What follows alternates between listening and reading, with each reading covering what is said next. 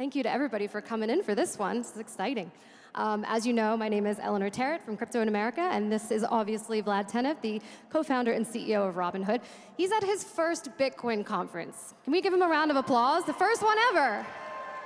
I know.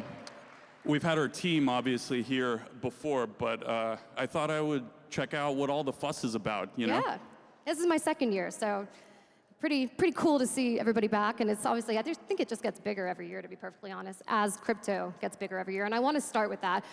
Our panel topic is obviously tokenization, but I'd like to get your take on sort of the macro view of how do you see Bitcoin from an institutional and, more importantly, a retail adoption perspective.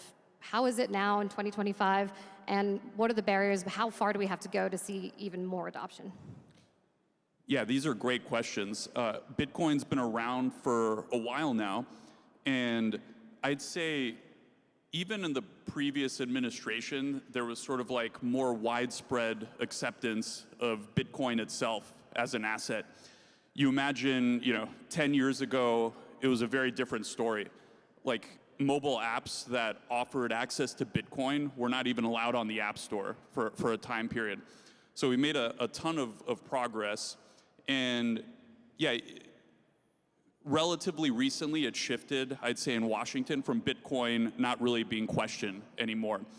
And now what I'm most interested in is there's sort of two different ways that you could look at cryptocurrency in general. One is as a tradable asset that you can buy, sell, or hold, much like a stock. The other is as an underlying technology.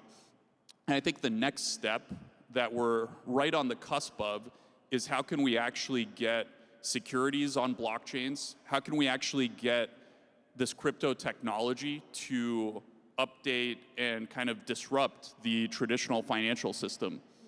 You're seeing a lot of interest from your retail customers in crypto specifically. I think you had some really good numbers in your earnings recently that suggested crypto trading was up something like 100%, I believe.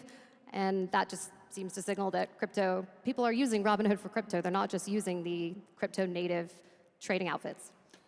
Yeah, we've become one of the largest retail crypto platforms. We've been growing market share, and we're actually relatively early to offering Bitcoin and other cryptos, particularly when you lump us in with the traditional financial players and brokerages.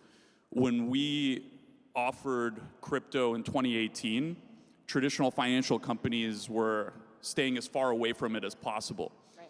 And I think that led to a lot of retail adoption.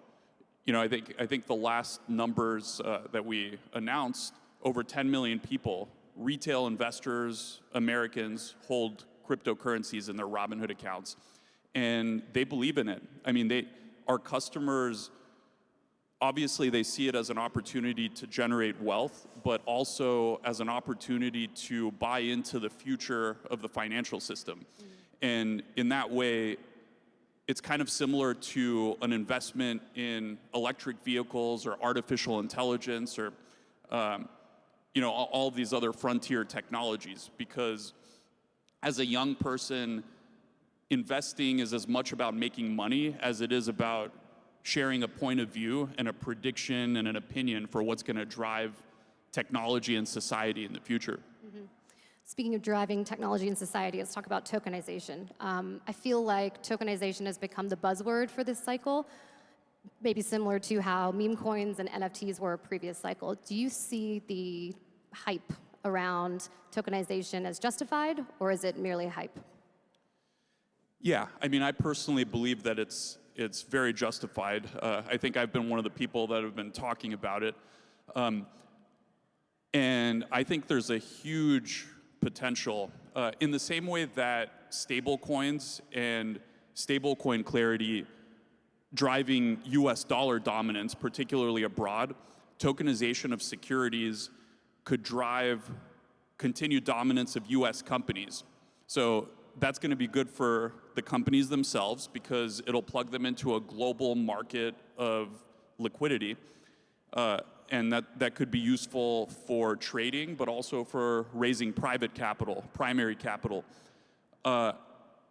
It's also good for people outside the US because they could be plugged into the most innovative and attractive assets. It could be easier for those folks to build wealth over time. So I think those are the international benefits of it.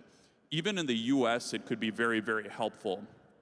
The idea that you can self-custody a stock or a security is incredibly powerful, because if you've tried to move your stocks from one broker to another, it takes multiple days. Sometimes you have to go into a physical branch office. You have to talk on the phone to someone. So people just don't do it. Your stocks are very much locked into a particular broker. And I think it's a risk management issue. If something happens to that broker and you're unable to get into and out of positions, I think that's a big problem. And that's just one of the things that tokenization could help address, which I think eventually, when everyone kind of sees the benefits of this technology, it'll go from being a possibility to actually being inevitable. So Kraken obviously just announced that they are planning to tokenize stocks for investors outside of the United States. There was a report that Robinhood is looking to do the same for European investors. Can you confirm or deny that that is in fact the case? And if so, kind of how are you planning on going about that? When can we expect an announcement? Yeah, I usually don't like to announce products before they're live. So obviously, if there were to be a product, you guys all would be the first to hear about it, the small group of people. And I would say in general, there's been a lot of people talking about tokenization and throwing the buzzword around. And I'm generally not a huge fan of that. Like, I prefer to create products that people can use. And so I think it's right now is about the time where we have to move from talking about it to actually putting product into people's hands. So I'm excited to see what Kraken puts out. Obviously, thus far, it's just been a press release and kind of an intention to launch. But you know, I like that team. You know, we collaborate on several things. So more new technology transforming traditional financial services, I think, is going to be better for all of us. Are you waiting on more regulatory clarity for launching maybe a tokenization product in the US? I feel like I actually did have a conversation with another exchange. I said, you know, Kraken announced this, what about you guys? And they said, well, we really want to wait until we can offer these products to US investors. And, you know, I feel like that is obviously something that a lot of crypto companies have been waiting to do because of this regulatory climate change. You know, is that something that Robinhood is maybe using as a green light? It's more regulatory clarity, and does that come from Congress or does that come from the SEC? Yeah, there's a lot of layers to this question. I think the first thing is that in the US, we already have it pretty good. I mean, you can download Robinhood. It's fairly easy to set up an account. You get access to thousands of securities. It's highly regulated. The user experience is pretty good. We have over 1,000 securities that trade 24/5. And of course, we'd love that to be 24/7, which tokenization would make a little bit easier. But we already have it pretty good relative to the rest of the world, where in most places they don't have functional banking systems. You can't easily invest in US stocks. So there's that. There are benefits, of course, to tokenization. But I think the delta between what we have in the US and tokenization is largely going to be a back-end efficiency improvement. That said, we do believe that it should happen, and there's a lot of interest in making it happen, both from industry and from the regulators. So I think that the SEC has the authority to enable tokenization of securities on an exemptive basis, so without congressional action. And that's something we're working with them to figure out. Johan, who's our crypto GM, participated in the SEC Crypto Task Force Roundtable on tokenization just a couple weeks ago. Obviously, the White House has had the Crypto Summit, and I think there's excitement from the administration and from the SEC to figure this out and to be among the first to do it. And I think it'll unlock a lot of things. But yeah, I think it can be done in the U.S. as well without necessarily having Congress act. Mm-hmm. Yeah, you guys met with the task force, I believe it was back in February, and tokenization was a point that came up in that meeting as well. So you would say the SEC is taking this issue pretty seriously. Yeah, and I think that just the equivalence, saying that if a security or a stock trades on a blockchain, it can be treated as a security, just like one that goes through the DTCC and central clearing. And it's not treated as some sort of derivative. I think that would be great progress. Another thing that I think would be massively transformative in the US is tokenization of private companies. Mm-hmm. So I think public stock is one thing. Private companies are just inaccessible to retail today. And part of it is the net worth and income requirements, which basically shut out all but the top 20% of individuals. So we live in a strange world where SpaceX and OpenAI are deemed too risky for retail investors, but meme coins are okay. Right.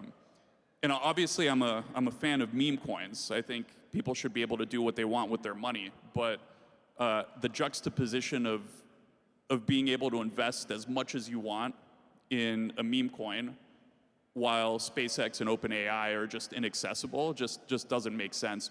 So that's one thing we're pushing towards, more clarity for how retail can invest in private companies.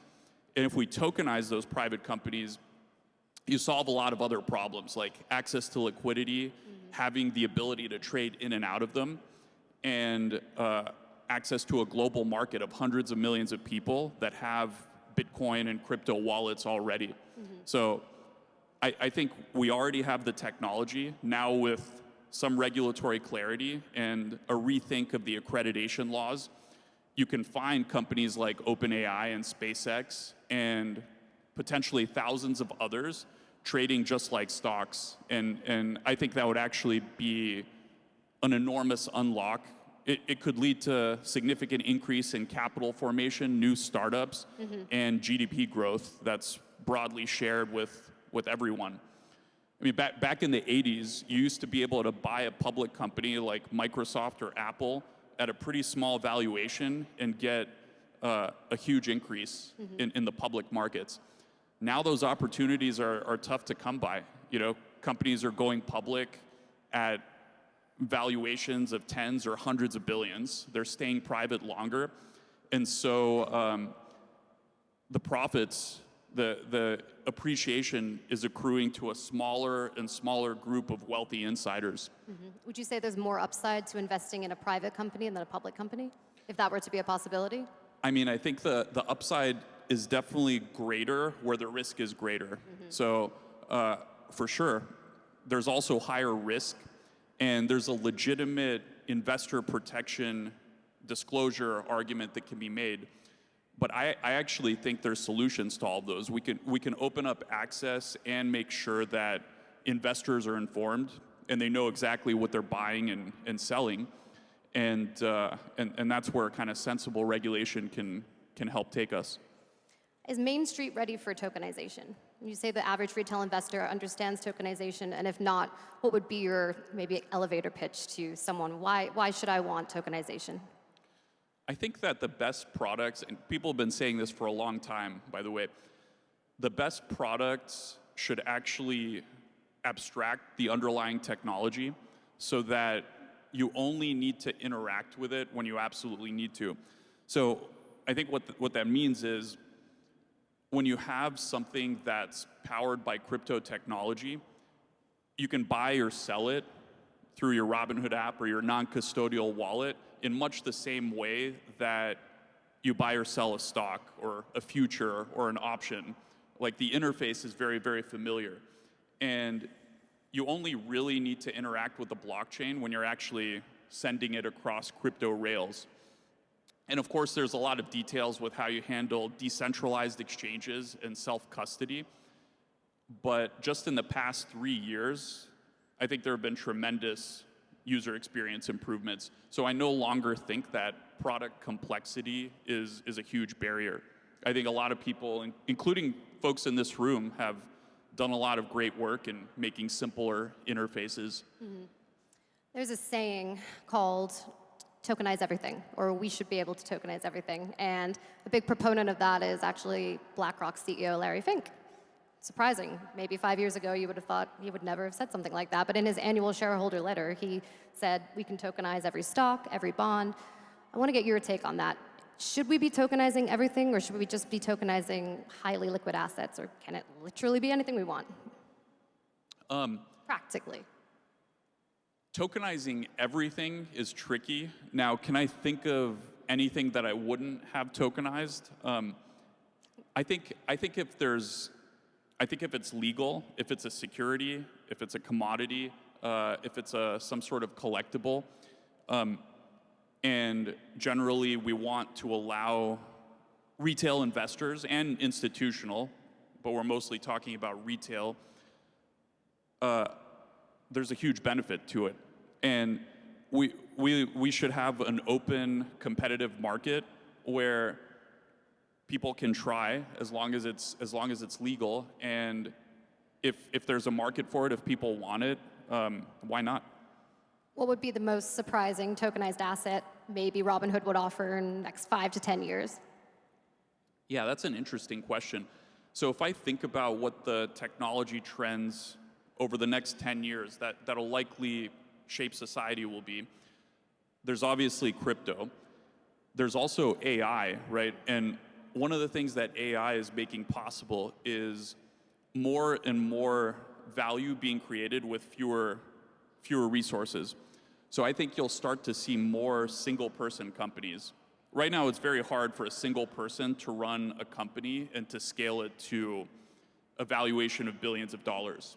I mean, there's smaller companies for sure, but as AI models get better, you can imagine entire teams, functions that you would have had teams do being replaced by AIs. And so I think you'll have more single-person companies. Okay. And you have to imagine that they'll be tokenized and they'll trade on blockchains just like other assets. And so you'll be able to essentially invest in a person or the economic activities of a project that is run by a single person. Or like a personal brand? Yeah. So those are very important these days. Very important. As someone like me would know. I mean, I guess Bitcoin, in a sense, is that, right? Yeah. It's the personal brand of Satoshi Nakamoto backed by technology. Yes. So, we are out of time. Maybe it's not a new idea, but I think it's very powerful. Amazing. I don't know where that 20 minutes went, but thank you for everybody listening in, and thank you, Vlad. Thank you.